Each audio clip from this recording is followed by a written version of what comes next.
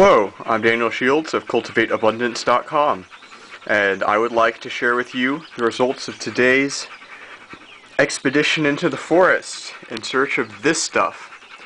Now, if you know soil, you realize that this is unbelievably good soil. Now, first, I want to show you how you tell that this is really good soil. Now, after you've seen enough soil and you can just tell by looking at that, because it has that crumb structure, right? But let me show you another trick. You see my hand? You see how it's stained black like that? Now, even most really good soils are not going to stain your hand quite like that. Now, you know, if you've ever dug in commercial potting soil, or you've ever dug in like clay or sand or something like that, you don't get this staining. I mean, even red clay is not going to stain you like this. And the reason for that is that this soil is alive. It's what they call humus. And as the name implies, humus produces humic acid, which is a very interesting compound. It's a very large, complex molecule. Scientists haven't worked out its full structure yet. The compound itself dramatically increases nutrient availability.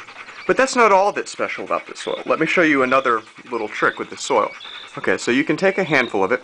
I apologize for that refocusing. My video camera is out of commission for a couple days. I'm using a SLR still camera, but it'll suffice for our purposes here.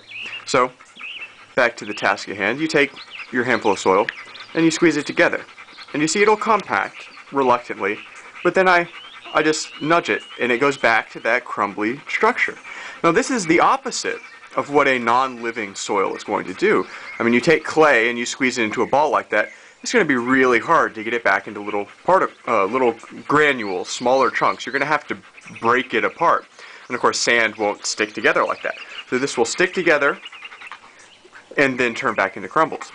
And it does that again because there are millions of species of organisms living in just this handful.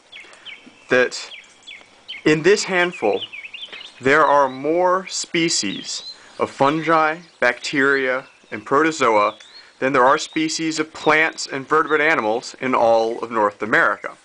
And that line is actually a paraphrasing of the opening line of Paul Stamets' incredible book on mycotechnology entitled Mycelium Running. So, I mean, this is just extraordinary soil. It probably took hundreds of years for this soil to build up.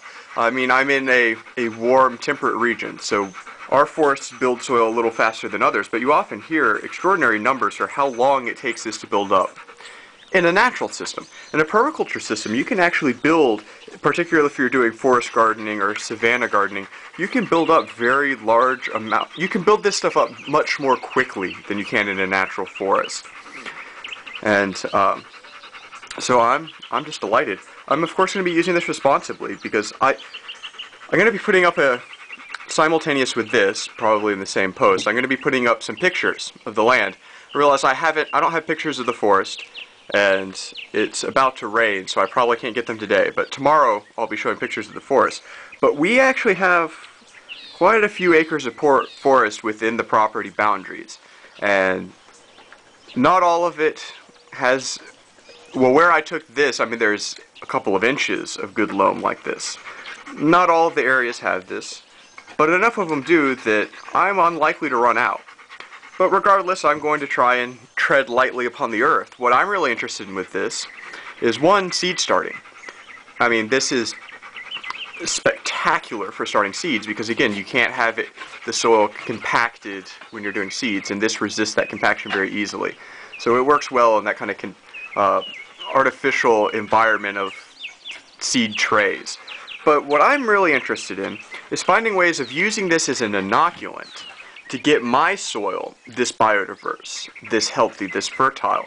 And I'm thinking in particular, I want to inoculate a compost pile with I want to inoculate compost piles with samples of soil from different ecosystems, different microclimates, guilds within the forest, to get as much biodiversity introduced into my compost piles as possible. And I'll explain more about the rationale behind that in a future video coming up very soon. So I hope you'll stay tuned. Peace and permaculture.